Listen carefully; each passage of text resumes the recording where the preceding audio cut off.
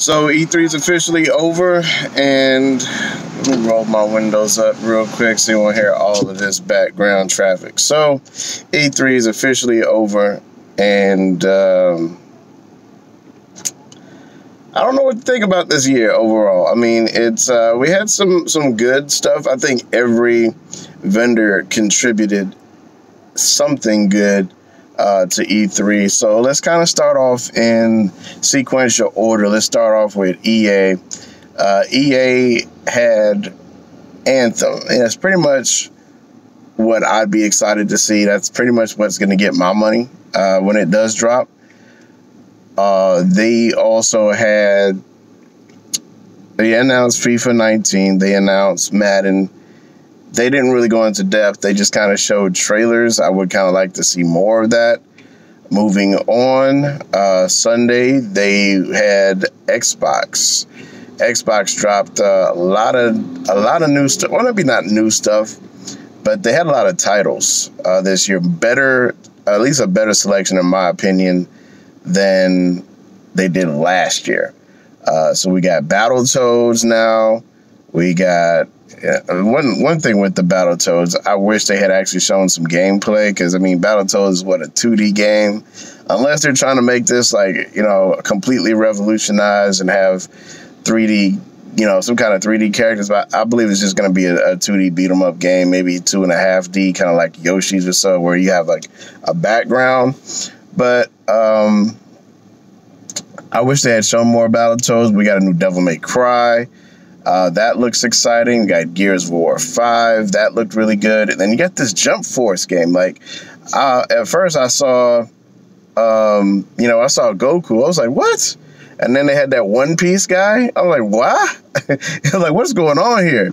And then they showed like some of the battles. I was like, wow, this looks crazy. So Jump Force is definitely an exciting title for Xbox. They also had, what else did they have on Xbox? They had a lot of stuff. They also had Kingdom Hearts. They talked about Kingdom Hearts a little bit. Honestly, that was kind of one title I was looking to see more of, Kingdom Hearts 3.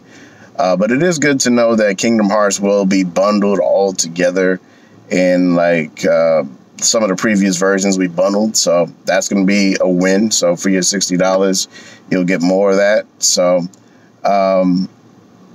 Xbox got a new streaming service too. So it seems like Xbox and EA, they're jumping onto the streaming thing, and Xbox is going to have a new console. So with that, you know, hey, I mean, that's the future, and I'm not really going to harp on that. If you want to know more about my thoughts, you can check one of my previous videos that I did with the ROG phone. So moving on to later that day, the next one was Square Enix. I'm sorry, no, that was Bethesda on Sunday evening. So I haven't actually played a lot of Bethesda games. I know Skyrim is like a huge game. They also had Doom. They ported Doom to the Switch last year. They got Wolfenstein 2 coming out on the Switch this year. And probably between Doom and Wolfenstein, I'm probably going to be more interested in playing maybe Wolfenstein, because Doom is just a little bit too creepy for me. Like, some of the creepy games, like, once again with the Xbox, they had Dying Light 2, which looked good, but it's probably just a little bit too creepy for me. So, with that was Bethesda. They had Elder Scrolls Somerset. They had, what else? If I remember anything, I may come back and revisit Bethesda. But Bethesda had a pretty good conference. Some people, a.k.a. Steel, that Bethesda was like your number one for the conference. Moving on to Monday, opening vendor was Square Enix, which they talked about a few titles. It was just mainly trailers.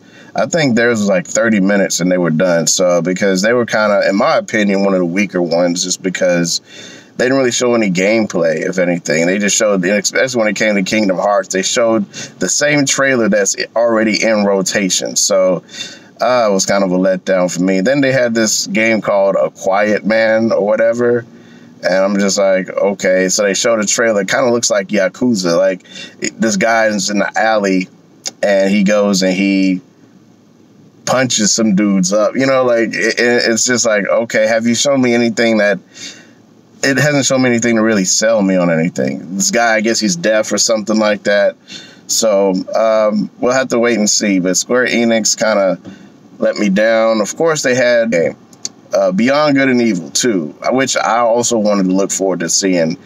But, however, they only once again showed a trailer. But I guess there's a plus and a minus to that. They kind of showed you the elements where things are with the story, that Jade is now on the evil side. And I'm happy to see that they are going to bring it out, but I would have loved to see more gameplay. So, with that, that's pretty much Square Enix. Moving on to the next one, which was Sony. No, actually, Ubisoft came next. So, Ubisoft, I think they nailed it. They had some titles, they had some gameplay. The Assassin's Creed this year, and I hate Assassin's Creed. I despise it. Every year they do a new Assassin's Creed, and I'm just like, nah, I'm not touching that. So this year, Assassin's Creed actually looks like it's completely revamped. They just looks like it's just a straight good action game.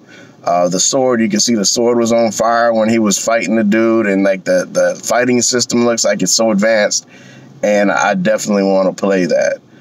They also had, of course, this Starlink game that caught everybody by surprise. I thought, okay, this is kind of looking like a No Man's Sky kind of game at first. And then once I started, watching it, I kind of heard, I thought I was hearing things when the transmission was breaking up, and I heard it, dib-a-dit, dib-a-dit, dib-a-dit. I was like, who gave them the right to kind of steal the Star Fox, like, voices and stuff like that? And then that was the kicker right there. Then the next scene, you see Star Fox flying out and the R-Wing, and it was the crowd went nuts. And they are definitely going to get my money there, too. Even though I've seen the pre-order for that thing, because it comes with a controller that you have to put on it, a little R-Wing plane. $74. All right, so Ubisoft, they definitely nailed their presentation. If I missed some titles, I may have some honorable mentions down below with that. So Sony came next. They definitely hit home. They started off with a lot of the fan service. They had the dude playing I guess he was playing a guitar, starting off with The Last of Us, and we see a little cut scene in the beginning, and then it leads to the action. And one thing I get is that the AI is very advanced in this game. They're not going to play no games. The action just looked really good with The Last of Us, and that is going to be a killer title. Sadly, no Red Dead Redemption. They didn't announce the Red Dead Redemption last year. They didn't talk about it this year. That's honestly a multi-plat game. I'm surprised I didn't hear about that from Microsoft nor Sony. They talked about this new samurai game, Ghost of Tsunoco, or whatever it's called. That was epic. Like, once again, they got the battle system nailed down. The game looks gorgeous. The dude rides on a horse, and you can see, like, every petal in the grass, every flower. Like, it was amazing. Like, the sunset view, everything looked amazing about that game.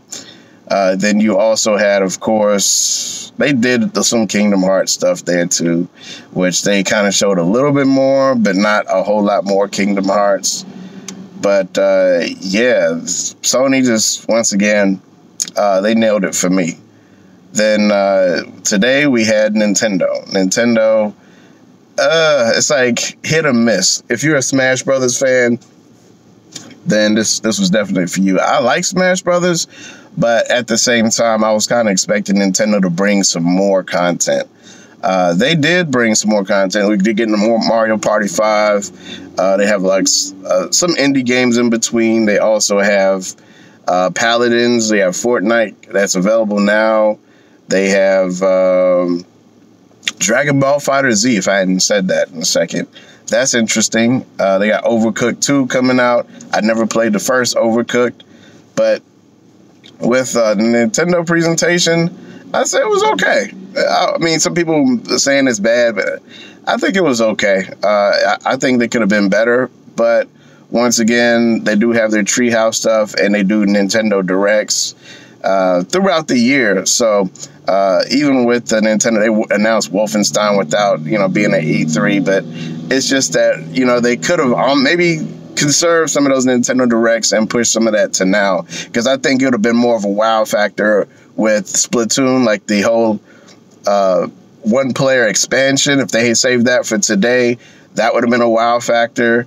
And one thing I'm glad they didn't do was the Mario Tennis. I'm glad they didn't talk about Mario Tennis, even though I like the game and I'm definitely copping. But Mario Tennis is coming out this month, and they already dropped the demo. So a lot of our questions are already kind of answered there. So with that, it is kind of disappointing they didn't put out any Metroid. They did not talk about Yoshi. For me, I'm not the biggest Yoshi fan, but if for those that are Yoshi fans, it would have been spectacular to have that game drop this year. But who knows what's going on? But yeah, overall with E3, it is kind of disappointing. I guess I got caught up with the rumor mill. I was expecting Nintendo to drop a Punch-Out. They didn't get no new Punch-Out. I was expecting Sega to talk about Shenmue. We didn't get Shenmue. And once again, also, like I said, Red Dead Redemption they didn't say nothing about that. And Sony, once again, yes, Sony had Spider-Man. Boy, that Spider-Man looked good. So I already knew I was going to be copping Spider-Man day one. But with Sony, that Spider-Man, I guess they're just calling it Spider-Man because they're rebooting the whole thing. This is going to be the Spider-Man game that will probably redeem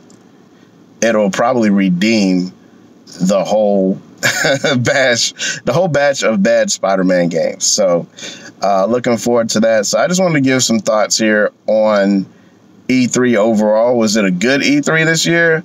I think it was interesting, but I think the better benefit would be, just as I had the opportunity last year to go, I think the better opportunity would be to be there to actually play some of these games. But the presentations overall, I guess my expectations were too high. So to me, E3 was kind of a little bit of a letdown, with the exception of Sony, Microsoft, and Ubisoft. But ultimately, that's pretty much my thoughts there. So be sure to like, share, and subscribe. Thanks for watching. Peace.